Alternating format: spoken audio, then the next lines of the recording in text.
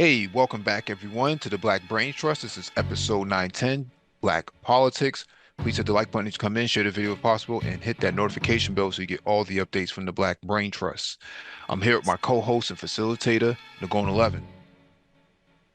Hey, what's going on, Mike? Nothing much. Um, I wanted to always kick this to you. Really, this term has really been tossed around in the Black manosphere, and I think a lot of people don't even know what it is. Um, the term ShineBone, where did this originate and how did you come in contact with this?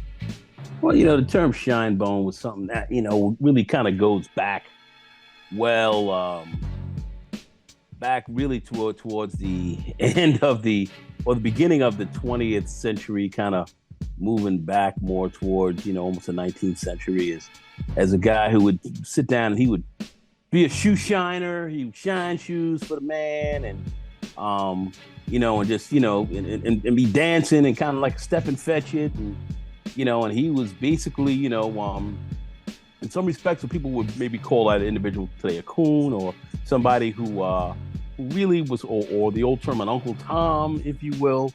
But it would be, a black person who would come out and act like he's all proud around black folks. But at the end of the day, he is really a bootlick shoe shiner for the for the white guys, for white folks. And at the end of the day, he has greater respect and greater honor and so forth for them than he has for himself. And what he will do will ultimately get in line, literally try to hurt his own people around him in which to push, the betterment and greater movement of those that kind of have their foot on his neck. So he's really trying to be very much white adjacent, kiss their behind, get as much as they can from him. But at the same time, he's looking around at other black people saying, hey, I'm the right guy, and I'm the one, and I'm this, and I'm that. But at the end of the day, I'm just shoe shining and buck dancing for the man. And check me close, you'll see that's where I'm really coming from. And that's kind of really what a shoe shine is, or a shoe, or a shoe shine, or a bootlick, and all that, and all that. That's really where a lot of that comes from. Is that region specific though? That region specific, I would say certainly you would see that a hell of a lot more. That was really in the South, but of course everything that generated from there came up north, went out west, and every place else like that. So I believe its true roots were originally Southern, but it has, like with everything with black people, wherever black people went, that was carried with them. Now, in regards to like the incentivization of a shine, what incentives do they get out of it?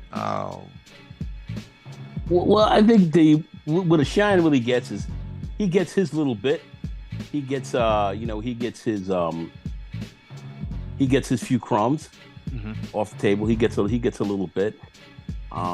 He's not there not eating the pie, but they get a few crumbs for themselves, and then want to say, hey, I'm getting mine. I'm getting a little bit here, and you get yours if you can. But at the end of the day, if you try to get in the way of my crumbs, I'm going to make sure you get nothing. And that's how they kind of keep you in a sense of kind of crabs in the barrel in certain kind of ways.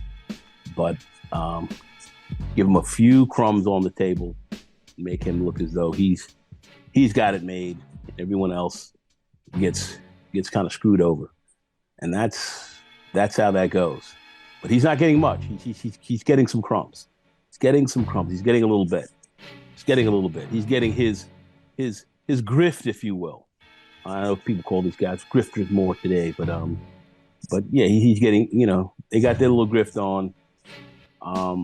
And a few little people get a little bit of their crumbs, but the vast majority get nothing, and they're happy to get their crumbs and look down on everyone else, and be happy with that arrangement. what role do they play, politically speaking? What kind of impact have they ever had on the black community, historically speaking? They've been the ones who've really played a fairly powerful role in keeping things status quo, keeping things quiet, keeping things from moving, forward, and keeping it cool for Whitey, keeping it cool for them. At the end of the day, make a lot of noise in the community, but make sure when Whitey comes through and he's got to push his agenda, make sure that there's an open road for him to do that, and nobody really gets in the way. And they catch a few crumbs for that, and they make sure that they keep things cool. Like, for instance, when MLK and his crew had gone south and had their freedom marches and did all that, and they shake, rattle, and roll, and did a lot of work down there with marchers and everything else like that. They were really moving civil rights in a big way in some of the most vicious areas. I mean, if you remember, MLK and his crew talking about way down in Alabama with these vicious racists, governor's lips dripping with nullification and interposition and all that. They started to move in and started to try to change that system. All that was big stuff. A lot of legislation started to come out of there. But when he came north, and he came up to places like Chicago, and even moving into New York, these other areas, when he started to come north, the blacks who were there like, oh, MLK, listen, you did a real great job, man. But, we got things quiet here, man. Don't worry, everything's good. We're gonna make our move. Everything's going good. You don't need to come here and do a whole lot of rabble-rouse.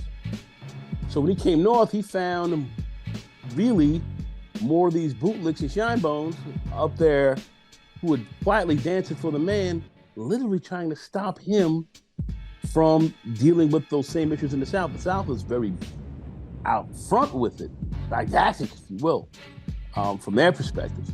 As he came north, where areas were segregated just as badly, so forth, with huge economic and political power differences. Up in the north, you had a lot of those so-called community people who were trying to stop him. Literally, black folks trying to stop him and literally trying to keep him from moving and helping to bring that to the community, because they thought you're rabble-rousing, making too much noise. You're doing too much. You're doing too much. So they tried to stop him as much, and a lot of those people who were supposed to be out front, your if you will, your what would be considered today your pro-blacks and so forth. Those were your biggest shines. Those were those who were really trying to hold back and literally kind of keep the community kind of where it was, because they were getting a little bit, they were getting their crumbs, and they were getting paid off to keep things quiet. And they were getting their emoluments or however, what was going on in their community, and they were keeping things quiet. So their job was to keep things from progressing. And that was, people like MLK ran into this. Certainly people like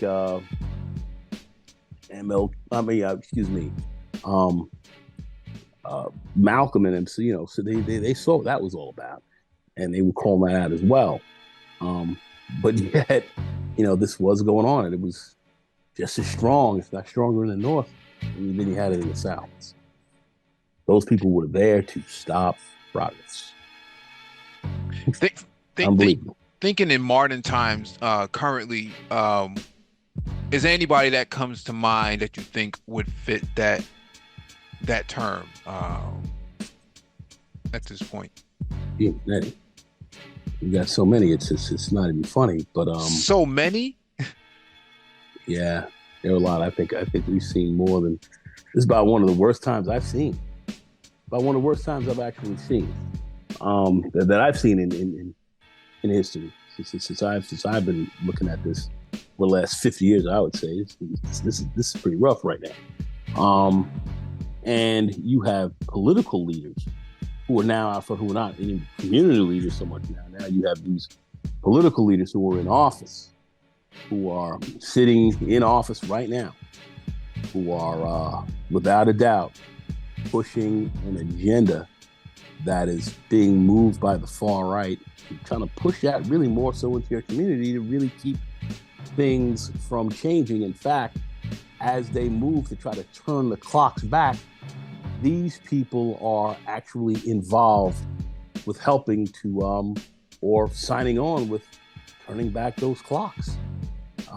Literally from civil rights, voting rights, and literally moving back to affirmative action, where many of us have had opportunities to go to school and get certain levels of education and so on and so forth, are definitely they're looking to turn that back and saying that you had some where the majority of society is sitting here saying you don't have the right for that anymore. You're being racist to us, which is unbelievable, but this is going on currently.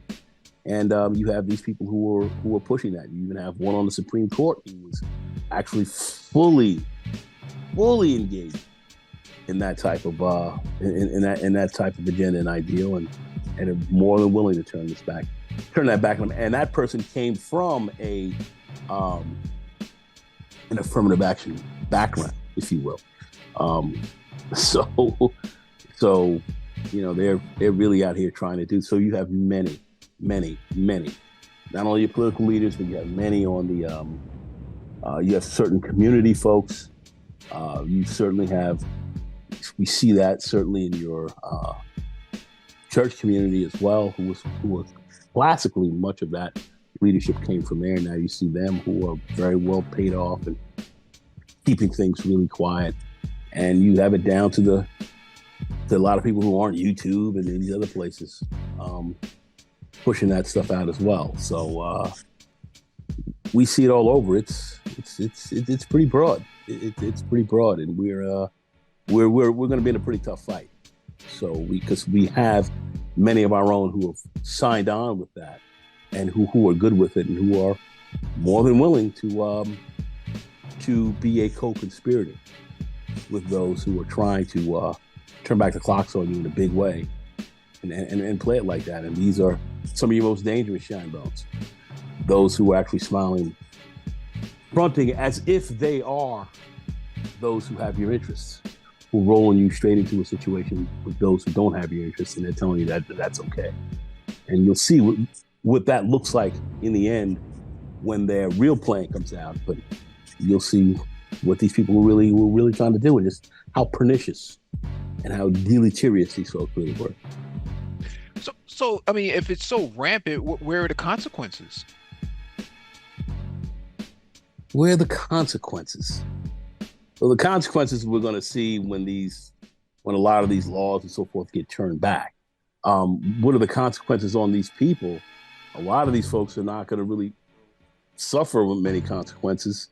They're in situations where they're not going to really improve much themselves, so they're very comfortable staying where they are. And for those who have grifted and who are actually getting some financial remuneration from that, they will probably look to get a little bit more. And then as time goes on and they become less useful, they will be, of course, discarded and kind of kicked to the curb. And these people will move on with their agenda, while these other people actually kind of get kicked over. And the small few who will be set for life will just go on with what they've got going on. But that will be a very tiny number. Wow. The majority of folks have not benefited, or who have been pretty seriously harmed by that. But those who do not want progress, who are sitting back and not doing much now at all, they'll just sit where they are. They will flitter off to the side as well. So no progress. So in conclusion, what do you think is going to be the future of the Shine? Like, what's the ultimate end game for the Shine? The ultimate end game for the Shine is to, whether either by omission or by commission, the end game of the Shine is to decrease the footprint of the community, and not only have things get bad, but get worse, and a few of them sit up top and want to be the kings or the queens, or however they want to play it. But the rest of the majority out there really really stay hurt. No real movement and stagnation. So they want stagnation. If not, then greater destruction. They certainly don't have the interest for the growth of that community. The only growth they might want to see is this whatever little growth they can have for themselves individually, but no growth for any overall community whatsoever.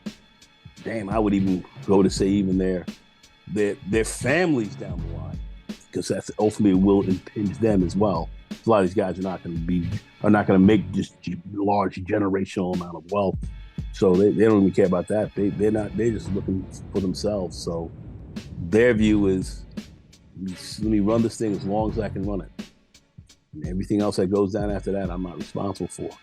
That's the level of person you're dealing with. This is bad. Unbelievable. 2028 is going to be a very interesting time that we approach and engage. So thank you for your response on that, and thank you all for joining us. Please hit the like button on the way out, share the video if possible, and hit that notification bell so you get all the updates from the Black Brain Trust.